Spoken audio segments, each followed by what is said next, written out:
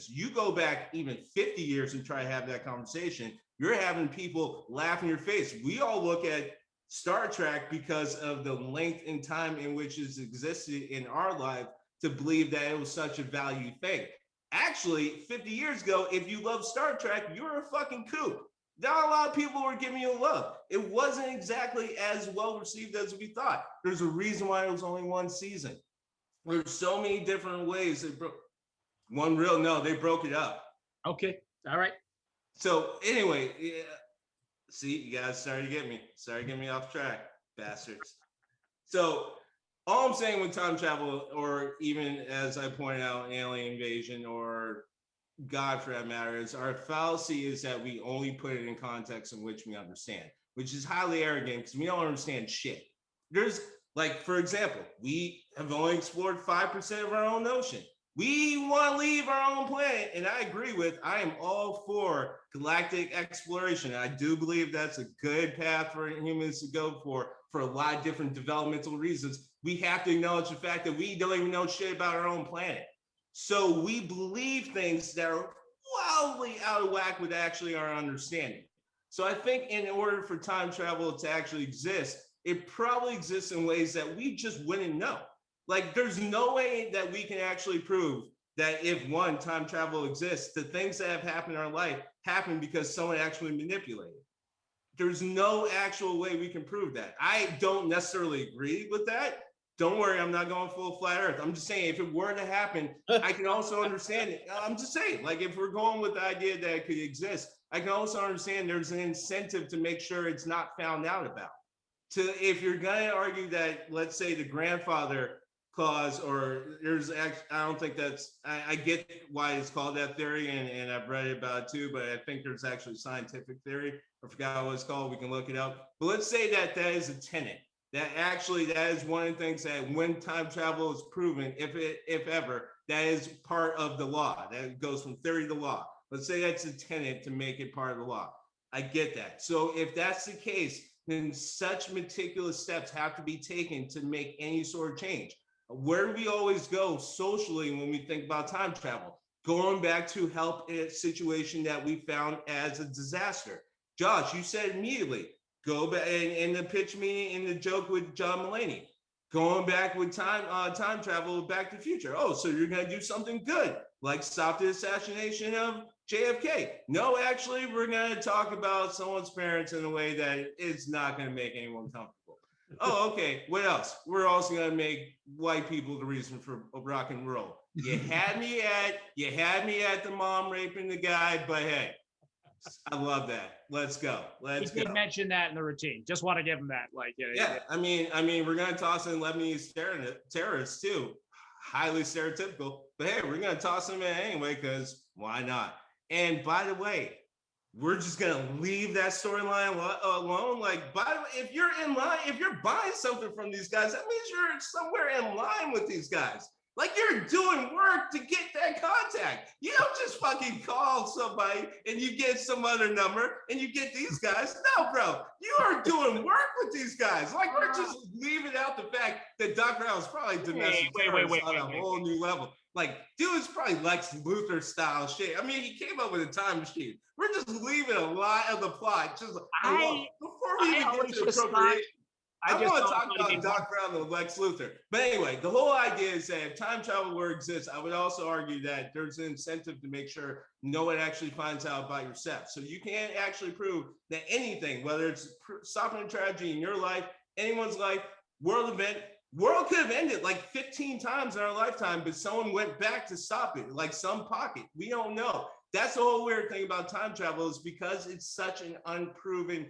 such wildly, but also misunderstood concept, where there's so many different theories that you have to pay attention to or ignore. Because again, as Greg pointed out, it is a theory. So in fact, we haven't proven it. So we couldn't actually argue with complete success that going back in time and change something would completely alter us.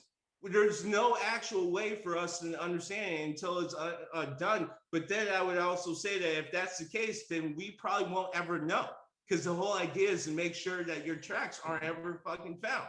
That's the whole point. Like, why would you, if we were going to go back in time and change something, then you probably don't want to have the sense, because look at it this way. If you're going to doubt everything I'm saying, then think about it this way. How exactly do you time travel and get back if you change something?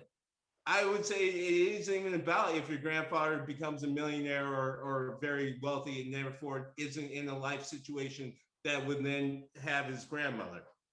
I'm saying that it could even come down to the fact that if someone went back in time and changed someone's direction by even an inch, that's enough to change a whole series of events that are out of mind of the individual, but will happen throughout the world or existence, that will then change the actual situation that created the time travel from which the time traveler needs to get back to.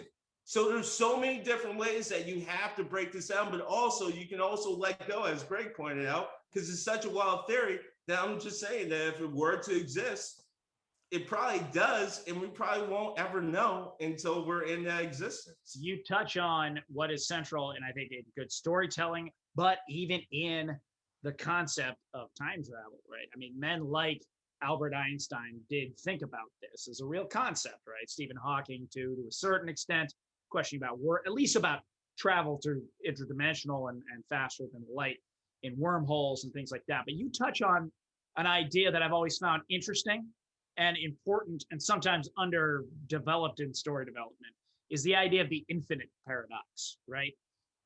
Terminator, our central movie in the sort of time travel genre, right? John Reese travels back in time to meet Sarah Connor. He meets Sarah Connor and he conceives John Connor, right? Who is the hero of the future. Kyle Reese must always go back in time, continually, infinitely. He can never get out of that loop, because as soon as he does, then the future of, as you said, his very time, the very future he exists in, and the time, the vehicle which brings him back in time, which was always one of my biggest problems with Terminator 2. Which actually proves my point about Terminator and what actually makes it a salvageable movie if they just accept this. The robots don't actually want to wipe out humanity, because if they're smart enough to actually do what we say they're going to do, then they probably also figure out time travel or the infinite loop. And they also figure out that there's no way of stopping that, or they could stop it by actually just going back and killing her, or going back several generations and killing them. But then that would also create a different situation that would probably create a different Skynet. So they're probably thinking the only way this is going to work is they're either we're gonna have to kill them all, they're gonna find a way to kill us, so we might as well put them in this little theory that we can prove infinite time loop. And that's what the legacy sequels led to and all of that. Well, always what, in the infinite, the idea of the infinite paradox, the idea that shocked me and that annoyed me, even in the first Terminator 2, which I did like as a movie and I watched, but I always was screaming at the screen. As soon as Arnold Schwarzenegger goes into that molten lava and gives the thumbs up, that conceivably was supposed to break that future, which meant John Connor needed to disappear as soon as that happened. And that always annoyed me about that film, because if that future never happens, then Kyle Reese never goes back, never meets his mama, and he's never born, right? Like that's the question. And that was something that I felt they never fully addressed in that film. And the idea of the whole premise of Terminator is the future is not yet written, right? That's what Reese tells Sarah Connor, right? No future but what we make it. But is it though? And that's the question you're addressing too, RaShaun. Like, is the future set there? Is it already happening and we wouldn't know it because it's part of what has to happen in a continual case, right? Do people have to travel back? Well, most of the theoretical stuff works off of the arrow of time principle, which is time really only goes in one direction. You can't make it go in the other direction. All you can do is change how you're experiencing it while it's happening. That was Interstellar, and that's why I mentioned Interstellar and Star Trek: The Voyage Home, because they both use two different principles of gravity to go back in time or into other dimensions like Matthew McConaughey did. Right. I think the only time it's going to get weird is with again Avengers Endgame, and movies like that, because if timelines are still going that way, like a highway, the highway is going that way, we're just walking against traffic, but that's still going that way, which is what they were saying. All of those timelines still continue, even if you go back in time. You have taken something physically out of those timelines. Yes. So that means you can't just say that didn't just happen in that timeline. So when you get back to that timeline, it's going to be different. You physically took something, an element, out of that timeline. So it can still continue without you. But by the time you're going to have a different timeline where the stones didn't get found when they were supposed to get found. Possibly somebody else found them, did another evil plan with them, and then it spirals. Well, and the steam gentleman getting deep. Well, the reason why I brought up religion is it's in the same way we think about all things that we can't actually prove. Like there's been plenty of intelligent individuals who pointed out that the only reason why we understand time is because there's a shared concept of moving forward. But it's our only concept in which we have that we can work off of. And I say religion in the same sense that we think we understand. If we are to believe there is a being responsible for all existence, then how exactly are we on the level to understand it? How exactly are we on the level to understand its methodology, the reason for, what it means for us, what we're supposed to do, where we're supposed to go, where we're from? I can keep going. There's so many different ways that I just find absolutely ridiculous that man loves to put himself on that level. I'm specifically saying himself because it has been a male-dominant point of view, but putting himself onto a level in which a being can create all existence. Yet again, we only know 5% of our own ocean. I think that's a level of hubris that frankly keeps us from actually progressing and moving forward. We don't know actually what will happen in time travel. There's no way. It's not that I disagree or agree. I'm just saying we just do not know. So to speak as if there's something to refer to, I think is ridiculous. There's no way around it. One of the reasons why I also brought the black holes, they literally talk about part of what Greg said, but it's actually a band that goes around, and part of going to black hole is the theory that it will somehow crisscross or interact. Like, and again, it's a theory, so you can just as much say that's what you need to do, just as much as you can say it's just a straight line. There's no way of doing it. It's just the same saying, I understand God and why we're here and why we have religion. It's all ridiculous. So you might as well just go wherever you want to. I like it. I don't know if I see it as the way I say it is like we try to do our best to measure what we understand as the natural world based on where we are at that time. I think books like the Bible are a little bit weird because you're still trying to translate a world that does not exist anymore and telling people that that is the lens that they need to see the universe today, which right off the top doesn't make any sense. Do we just need to write a new Bible? I don't know.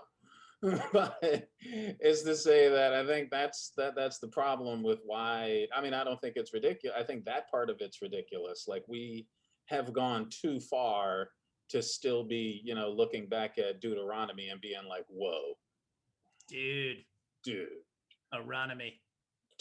Oh my God, Ecclesiastes, son. Or Deuteronomy, if you're not into the whole brevity thing, man. Yo, I got fucked up and read Proverbs last night. That shit was. And what I've always wanted to hear, honestly. Dude, just stay away from Revelations. Come on. You're supposed to come by so we can read Psalms. Man. Where were you? I love us getting deep and actually, well, really questioning the nature of the universe reality as we understand it.